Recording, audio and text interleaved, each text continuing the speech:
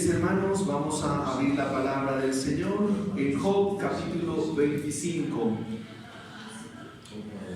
Dice así la palabra de nuestro Dios. Respondió Bildad suita y dijo: el señorío y el temor están con él. Él hace paz en sus alturas. ¿Tiene sus ejércitos su número? ¿Sobre quién no está su luz? ¿Cómo pues se justificará el hombre para con Dios?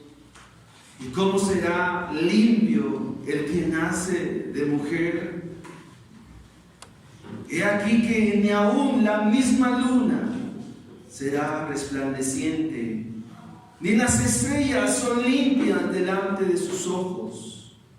Cuánto menos el hombre, que es un gusano, y el hijo de hombre también gusano. Bueno, llegamos al capítulo 25 y hemos visto 3 intervenciones de Bildad.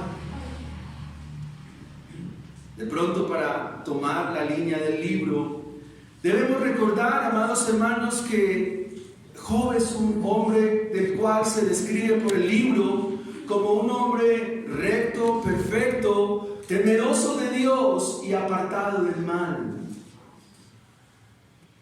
Es un justo que está sufriendo. Y sabemos que en el libro de Job el sufrimiento es un misterio. El por qué no lo vamos a saber. El para qué sí lo vamos a saber. El libro se da entonces entre réplicas y contrarréplicas. Se presentan los 3 amigos de Job, Bildad, Zofar y Elifaz, y más adelante lo hará Eliú, para venir a tratar de darle respuesta o tratar de indagar, tratar de observar por qué Job está sufriendo. Y debemos también decir que el libro nos va a hablar de la justicia retributiva del Antiguo Testamento. Y como libro sapiencial, entonces nos presentará frases paralelas que van a indicar a nosotros el propósito de cada capítulo. Esta es la tercera y última intervención de Bildad el suita. Suita porque así se describía a los personajes según la procedencia del lugar o de la descendencia. Y sabemos que Bildad se va a preocupar por la justicia de Dios. A Bildad le interesa muchísimo la justicia de Dios.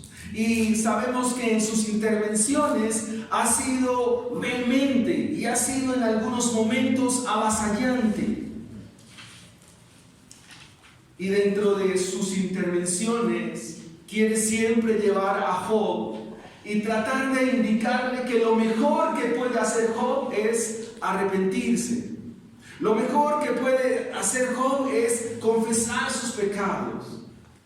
Y por eso el planteamiento de este capítulo 25 es en respuesta al capítulo 24, donde se nos mostraba el destino de los malos. ¿Cuál será el fin de los perversos?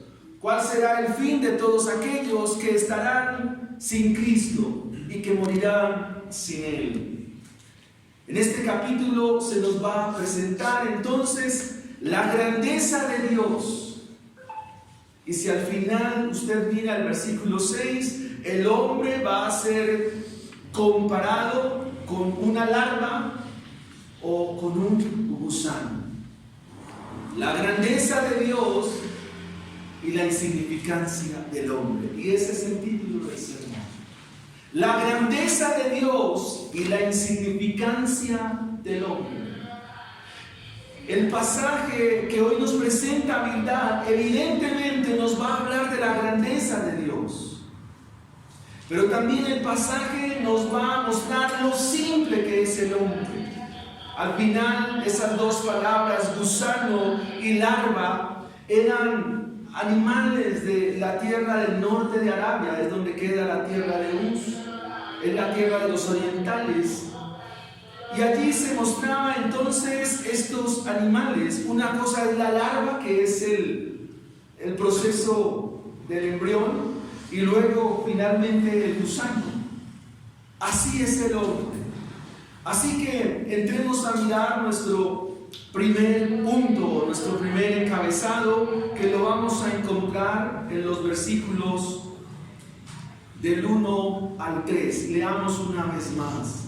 El señorío y el temor están con él.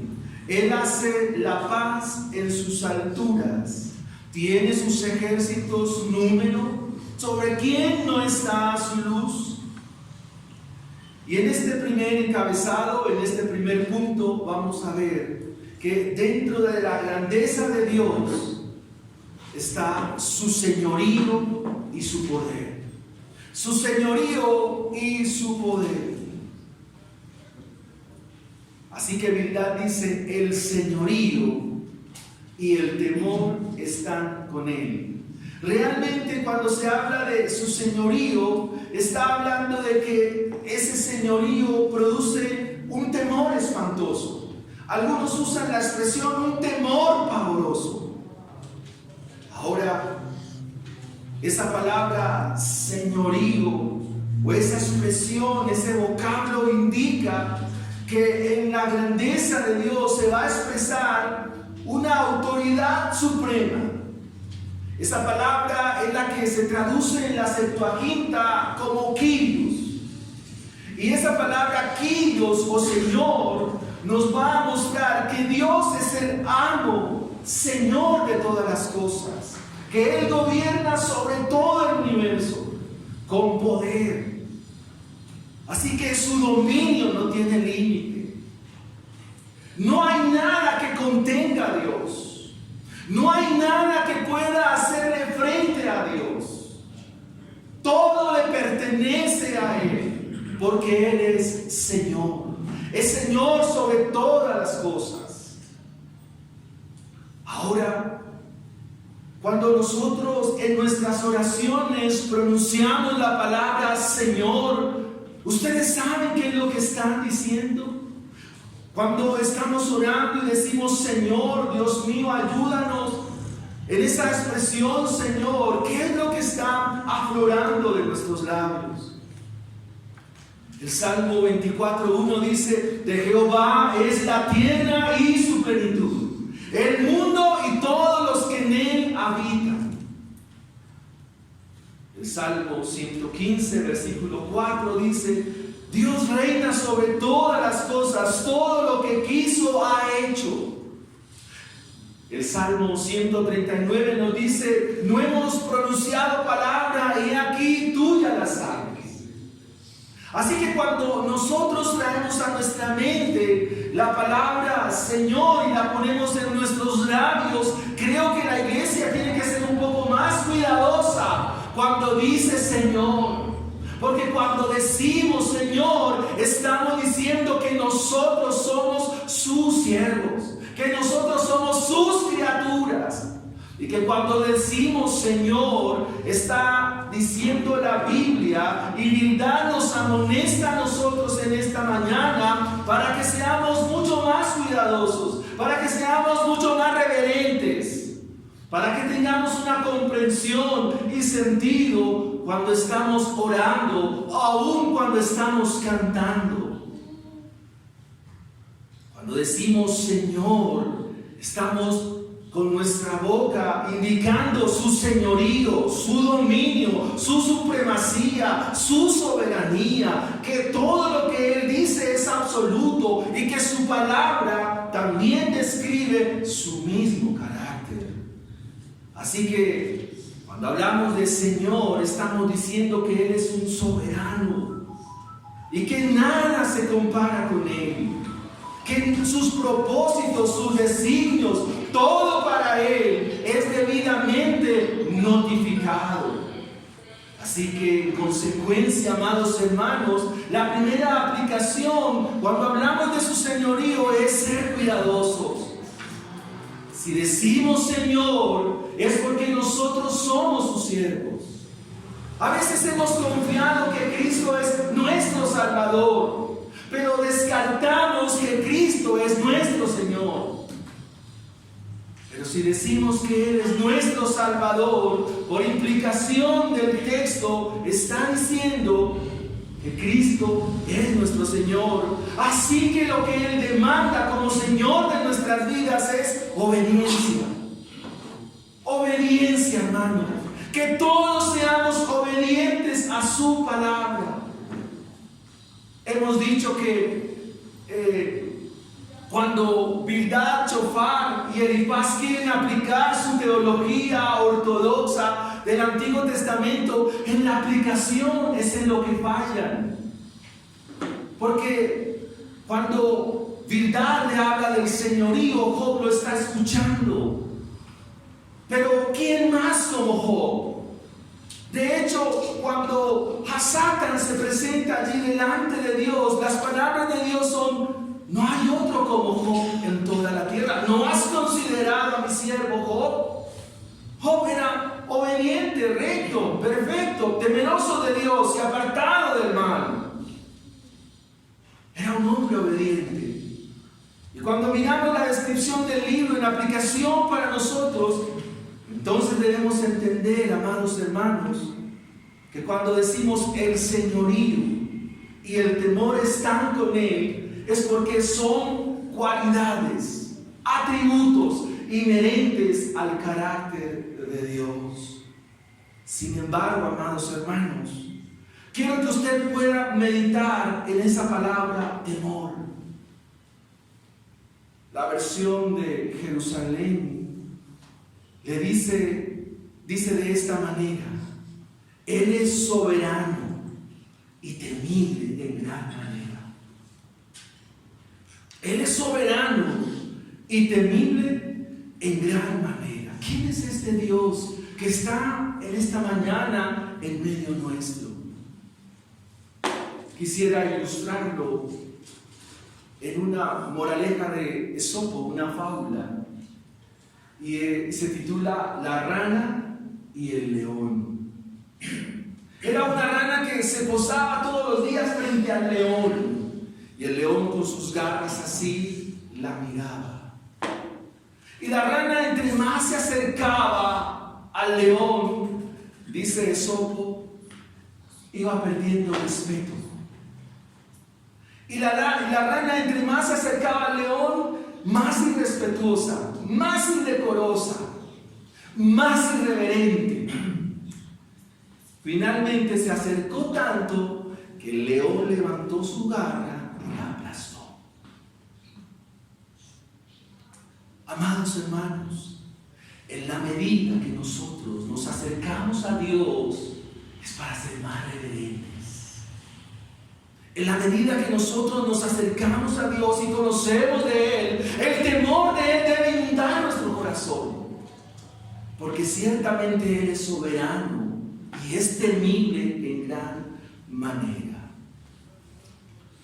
Cuando los expatriados vuelven a Jerusalén, las palabras de Nehemías cuando vuelve a restaurar y es comisionado para trabajar, él dice estas palabras en Nehemías capítulo 1, versículo 5.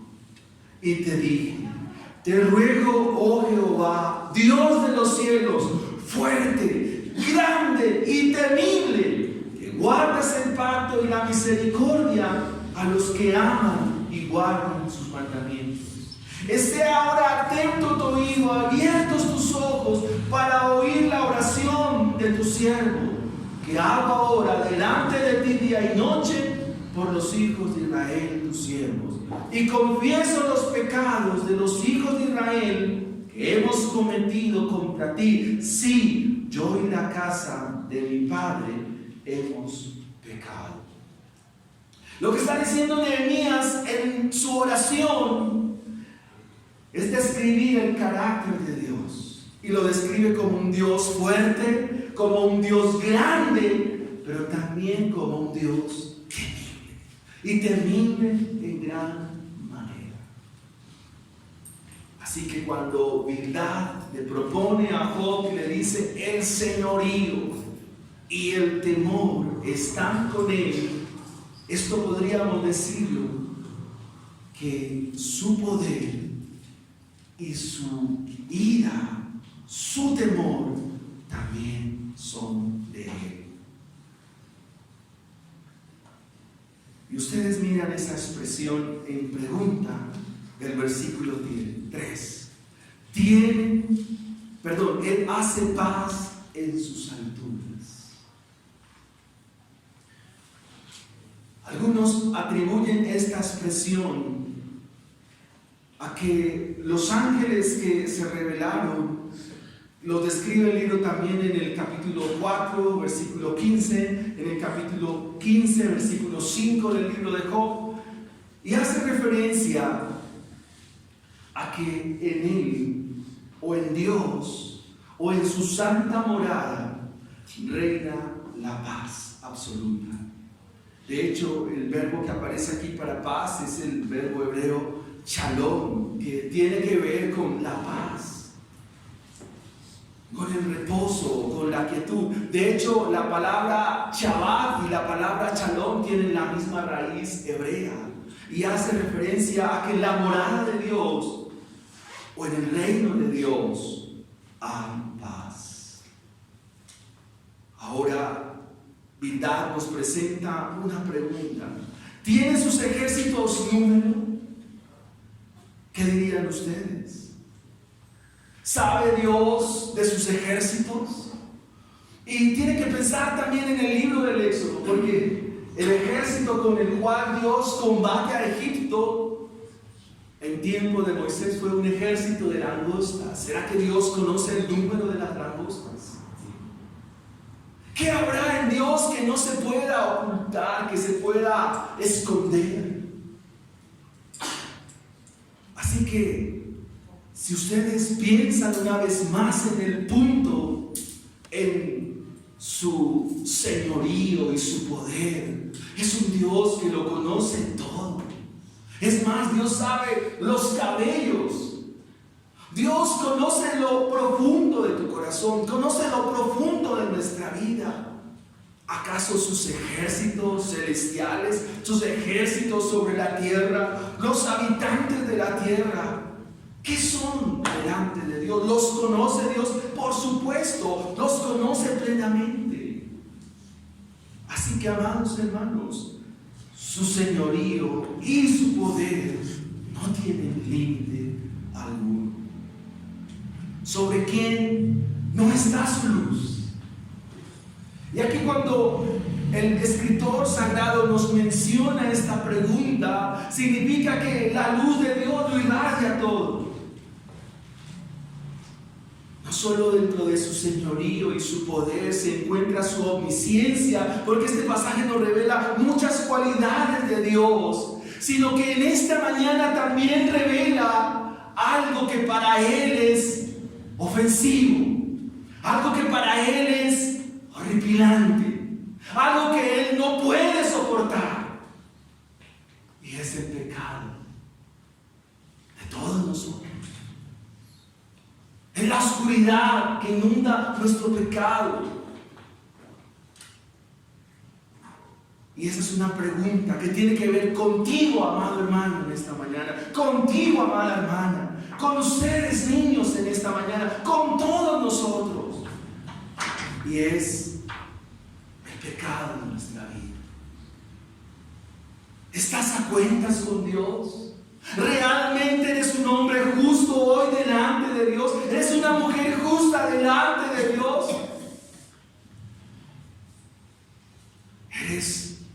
¿Estás a paz con Dios?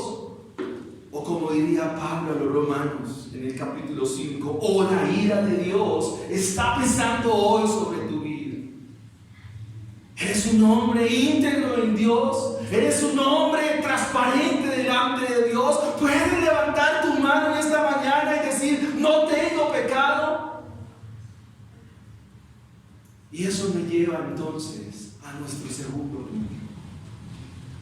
Y el segundo punto lo encontramos en el versículo 4. Y tiene que ver exactamente con su justicia. Legalmente, verdad, le presenta una vez más la justicia de Dios a Job, pero por extensión nos la presenta en la mañana de hoy. Su justicia, versículo 4. Preguntas que deben ser respondidas a la luz de las Escrituras. ¿Cómo pues te justificarás tú? ¿Cómo pues se justificará el hombre para con Dios? ¿Y cómo será limpio el que ha nacido de mujer? ¿Cómo? ¿Cómo? Y es una pregunta seria, importante en el libro de Job. De hecho, después del capítulo 19, el capítulo 25 es un punto relevante en todos los capítulos del libro. Porque la propuesta a la pregunta de verdad para Job es: Job, ¿tú cómo te puedes justificar delante de Dios? ¿Cómo? Ahora la Biblia describe a Job como justo. Pero la pregunta va un poco más allá, mi hermano, mis hermanas, niños, todos. ¿Cómo tú puedes ser limpio delante de Dios? Piensa, ¿cómo te puedes limpiar delante de Dios? Jeremías dice: aunque te laves con lejía y amontones jabón sobre tu cabeza, con todo eso el pecado permanecerá en ti. La pregunta es: ¿cómo tú te puedes limpiar hoy delante de Dios? ¿Cómo? ¿Cómo te mira Dios en este momento? ¿Cómo te observa Dios? Recuerda que a Dios no le puedes ocultar nada. Dios está mirando plenamente tu corazón. ¿Cómo? ¿Cómo pues se justificará el hombre para con Dios? ¿Cómo tú puedes decir en esta mañana que eres salvo? Que si Dios hoy te llama a cuentas, entonces tú entrarás a gozar de los deleites eternos de Cristo. ¿Cómo? ¿Cómo, mis hermanos?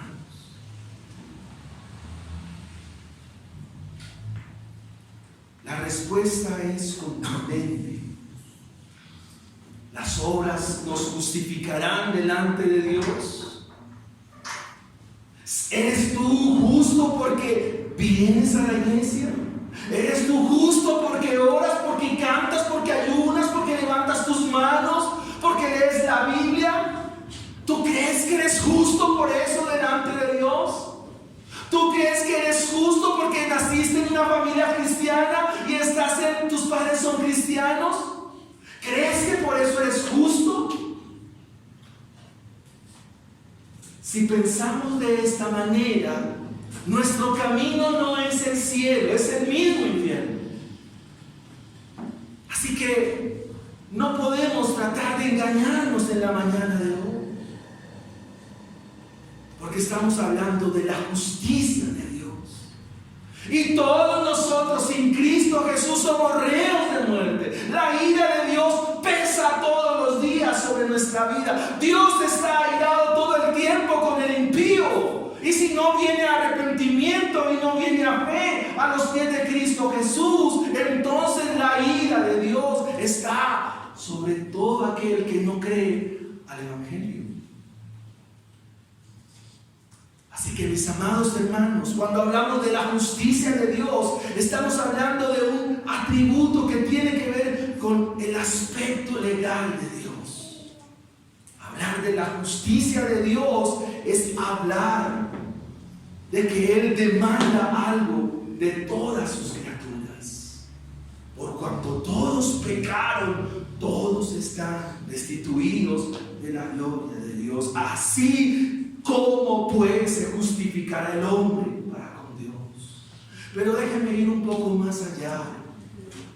La base de la justificación es la elección incondicional y soberana de Dios. Y sin justificación jamás habrá sin justificación, sin elección, no habrá justificación. Y sin justificación jamás habrá santificación. Jamás vas a ser santo o santa a los ojos de Dios si no has sido justificado, si no has sido declarado justo por el juez supremo, el juez grande y soberano, el Dios que es justo, al cual no le podemos transar con nada ni con nadie, excepto con la persona de su Hijo Jesucristo. Miremos por un momento el Salmo 130.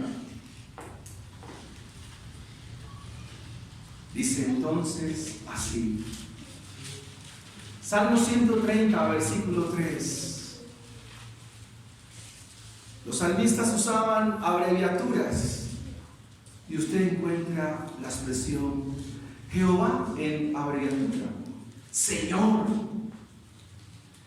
si mirares los pecados, ¿quién, oh Señor, podrá mantenerse?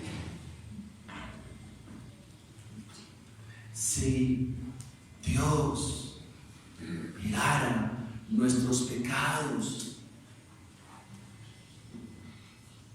¿cómo has sido tú como hijo esta semana? ¿Cómo has sido tú como hija esta semana?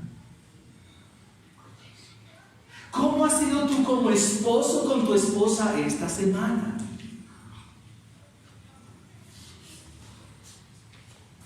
¿Cómo has sido tú como esposa, como esposo?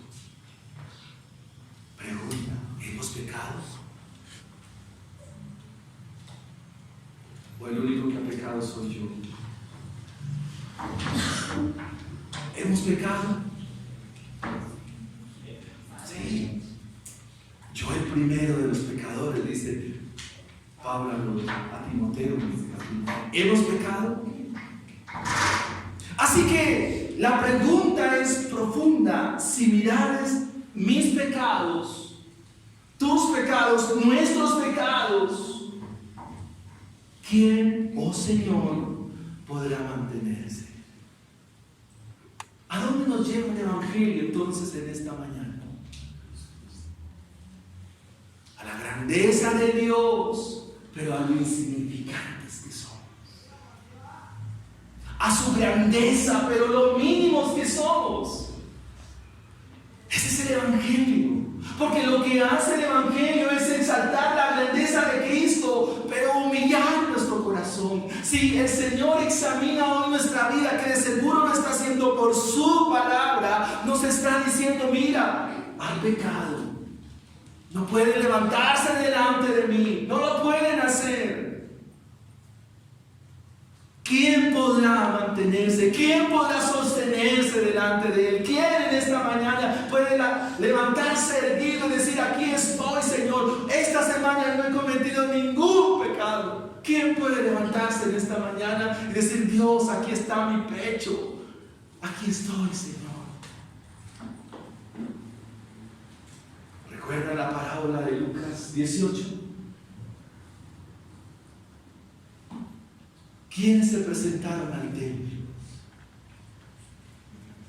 Un religioso, fanático, a nuestros ojos, muy buen creyente, ¿verdad? A nuestros ojos. A nuestra concepción humana era un buen tipo. Daba de todo lo que tenía, ayunaba 2 veces entre semana, iba al templo. Bien, ¿verdad? Pero había también en el templo un publicano. ¿Y qué hizo este publicano? Señor, con su cabizbajo: Señor, sé propicio a mí, que soy pecador. ¿Saben, hermanos, por qué venimos a la iglesia? Porque somos pecadores. Por eso venimos a la iglesia. Porque necesitamos de la gracia de Dios. Necesitamos sumergirnos en su abundante misericordia. Mas yo, por la abundancia de tu misericordia, entraré y adoraré a Dios en tu temor. ¿Saben por qué venimos a la iglesia? Porque fallamos muchas veces, porque pecamos, porque no podemos hoy levantar nuestro rostro a Él y decirle: Señor, no, venimos a Él porque mi corazón necesita de su gracia, porque no hay manera de yo justificarme delante de Él, no hay manera de que yo pueda hacer limpio mi corazón. Es lo que dice el texto. No hay formas. El Salmo 130 nos da la respuesta del Evangelio. Pero volvamos a la pregunta del salmista: Señor, si tú mirares mis pecados en esta mañana, no podría levantarme delante tuyo. No podría levantar mi rostro, no lo puedo levantar, porque tú eres justo, Señor. Así que de ti tiene que venir la provisión, de ti tiene que venir la respuesta, de ti tiene que venir la salida. Y el versículo 4 del salmista da la respuesta: pero en ti hay perdón. Es decir, que de Dios viene la provisión para ser justos, para poder ser limpios delante de Él. Y su respuesta es Él mismo, porque Él envió a su Hijo Jesucristo. De Él viene, en Él está el perdón, en el perdón de su Hijo Jesucristo, porque la justicia de Dios es su mismo Hijo Jesucristo. Y porque en este Evangelio la justicia de Dios se revela por fe y para fe, para que el justo por esta fe pueda vivir. ¿Cómo pues se justificará el hombre para con Dios? Por medio de la fe, confiando en la justicia de Dios, que es Cristo Jesús. Cristo Jesús es la justicia de Dios, la provisión de Dios, para que confiemos en Él y seamos perdonados de nuestros pecados. La justicia de Dios es la demanda que Dios tiene para con el pecador, pero solo en Dios hay respuesta. Y si usted mira el Salmo 130, el versículo de apoyo dice: para que sea reverenciado. ¿Tú crees que por la fe has sido perdonada y perdonado? Si es así, amado hermano, entonces reverencia al Señor, reverencia a ese Dios supremo, soberano, que es temible en gran manera. Y eso nos lleva a nuestro tercer y último punto en la mañana de hoy. Volvamos a Job, capítulo 25. Hemos visto en la grandeza de Dios y la insignificancia del hombre que Dios es Señor de todas las cosas, supremo. Hemos visto su justicia y ya sabemos cómo ser perdonados, confiando en su provisión, confiando en Cristo Jesús. De ser así, entonces ahora veremos su gloria. Y ese es mi tercer punto. Número 1, Dios es poderoso, grande. Número 2, Dios es justo. Y ahora número 3, Dios es glorioso. Veamos su gloria. Versículos 5 y 6. He aquí, ni aún la misma luna será resplandeciente, ni las estrellas son limpias delante de sus ojos. Cuanto menos el hombre, que es una larva, cuanto menos que el hombre es un gusano. Este libro se equipara con los 10 primeros salmos Y algunos salmos se toman en la literatura sapiensal, dichos acerca de Dios. Y esta expresión se equipara para indicar lo que la Biblia nos muestra cuando nos dice: ¿qué es el hombre para que tengas de memoria? La Biblia dice acá: he aquí que ni aún la misma luna será resplandeciente, ni las estrellas son limpias delante de sus ojos. Hermanos, en la antigüedad, el cosmos, la luna, las estrellas, todo hacía parte de la fe de los hombres de aquellos días. Para los hebreos, las estrellas, el cosmos, la luna, los astros, la naturaleza, la ciudad, todo ello hacía parte de su fe. Es decir, nada de lo que había en el universo era aislado de su fe. Y seguramente Bildad pudo observar la luna y ver su resplandor. Quizás pudo observar las estrellas y él llega a la conclusión al indicar que nada de eso que resplandece, nada de eso que alumbra, es limpio delante de Dios. Ni las estrellas son limpias, ni la luna resplandece, como es la misma gloria de Dios. Así que, amados hermanos, ¿por qué los hombres quieren buscar gloria? ¿Por qué tanta jactancia? ¿Por qué tanta arrogancia? ¿Por qué tanta soberbia? Si al final y al cabo somos eso, gusanos, larvas, delante de Él. ¿Por qué tanta soberbia? ¿Por qué tanta altivez, tanta arrogancia? ¿Por qué tanto aplauso y reconocimiento buscamos? Si la Biblia nos dice que ni siquiera una estrella, la estrella posterior al Sol, se llama Alfa Centauro, es una estrella 300 veces más grande que el Sol. ¿Puede usted dimensionar eso? Es una estrella 300 veces más grande que el Sol. En estos momentos, por el telescopio Hubble, ya no se alcanza a dimensionar lo vasto que es el universo. ¿Por qué nosotros entonces nos llenemos de orgullo?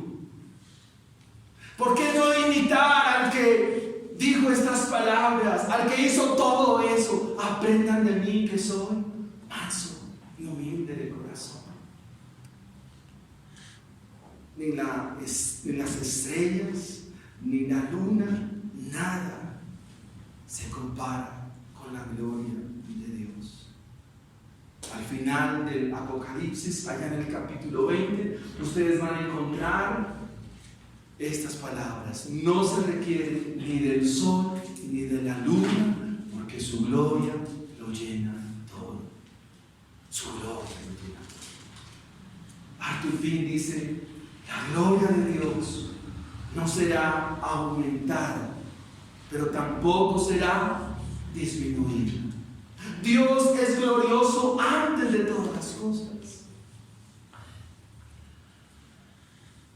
Ahora el hombre es visto como algo mínimo, como una larva, como un gusano. ¿Ustedes han visto una oruga sobre un árbol como camina? Las orugas son como gelatina andante. Las orugas son de una constitución física muy, en los estados de la materia se llama un coloide, es decir, algo muy, eso como gelatina. O sea, que uno le hace así y ya estripa el gusano. Así somos nosotros comparados. Así somos. El Salmo 62, versículo 9 dice que los hombres, poniéndolos a todos sobre una balanza, son eso, nada. Nada. Y entonces, ¿por qué queremos tanta tanto reconocimiento, tanto aplauso, tanta gloria. Porque es lo que dijo Protágoras, el filósofo del siglo III en la antigua Grecia. El hombre es la medida de todas las cosas.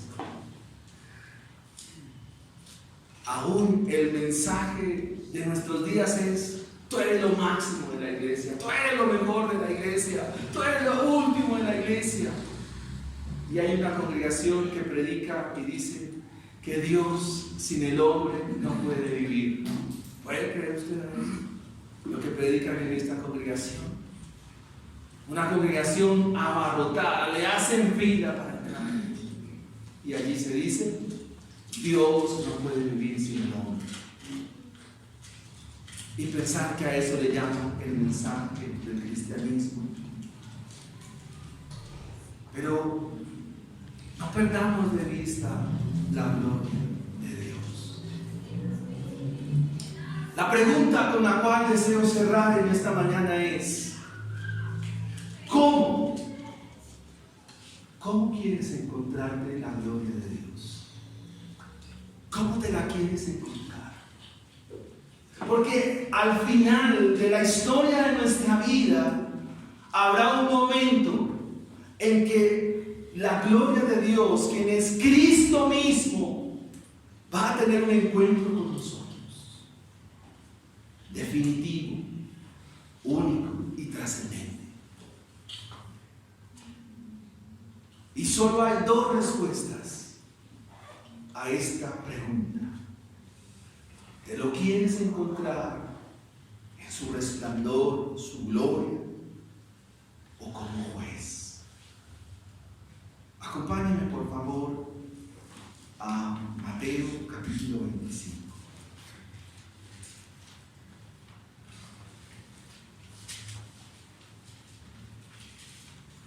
Versículo 31.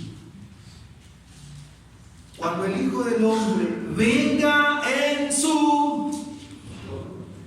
Cuando el Hijo del Hombre venga en su gloria, en su esplendor, en su majestad, aún el sol se opacará delante de la gloria de mi Señor Jesucristo. Cuando el Hijo del Hombre venga en su gloria y todos sus ejércitos con él, entonces como juez se sentará en su trono de gloria.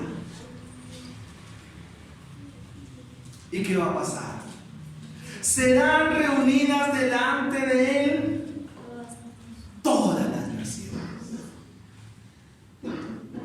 y apartará los unos de los otros, como apartará el pastor las ovejas de los cabritos, y pondrá las ovejas a su derecha y a los cabritos a su izquierda. Entonces el Rey de Gloria dirá a los de su derecha: venid, benditos de mi Padre, heredad del reino preparado para vosotros desde antes de la fundación del mundo hasta ahí. ¿Cómo nos vamos a encontrar con Cristo Jesús? ¿Cómo, hermanos? ¿Eres salvo? ¿Eres salva? ¿Has sido visto por Dios? ¿Eres vista por Dios? Si no es así, hermanos, estás en un terrible problema, en una terrible dificultad, porque te vas a encontrar con el Rey de Gloria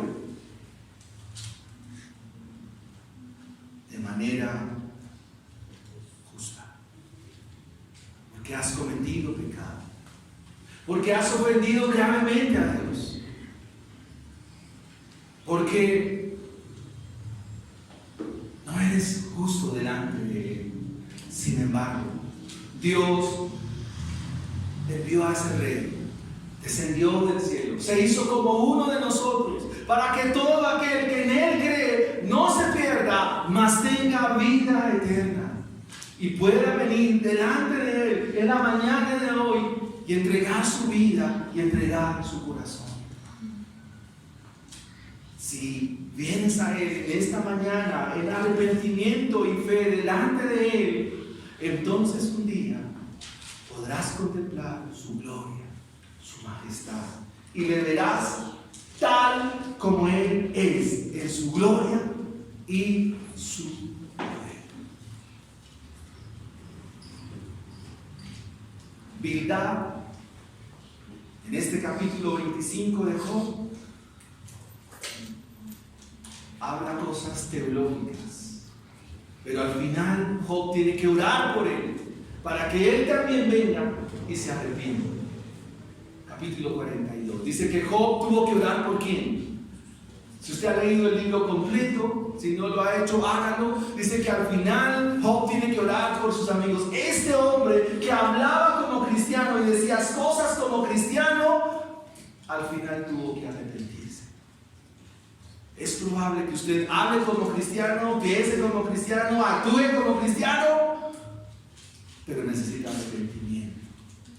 Y siempre viene a mi mente el libro de Peter Jones. Voy a la iglesia, pero no soy salvo. Pero hoy es día de salvación. Señor, si tú miras los pecados de todos nosotros, no hay quien se pueda levantar en esta mañana. Pero en ti, Señor, hay perdón para que seas reverenciado. La provisión de Dios fue su Hijo Jesucristo, para que confíes en Él y vengas ahora mismo a la cruz del Calvario y entregues tu vida y confíes en Él para salvación y para vida eterna. Pongámonos en pie y oremos al Señor.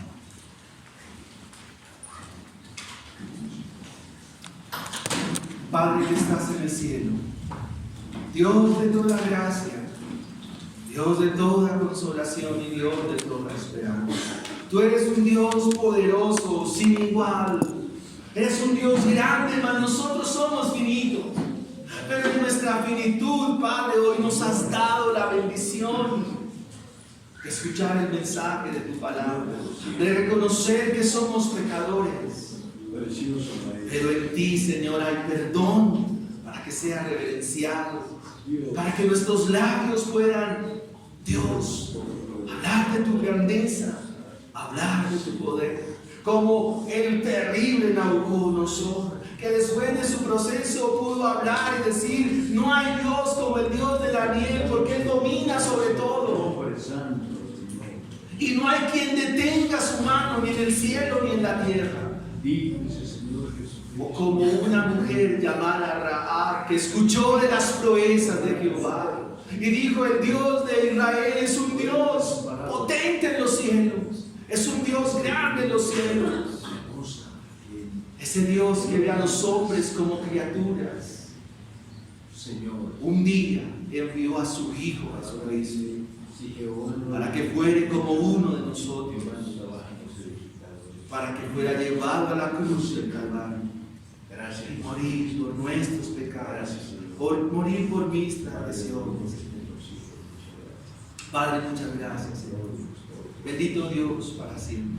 Gracias. Alabamos tu nombre. Gracias. Eternamente para siempre. Gracias, Señor.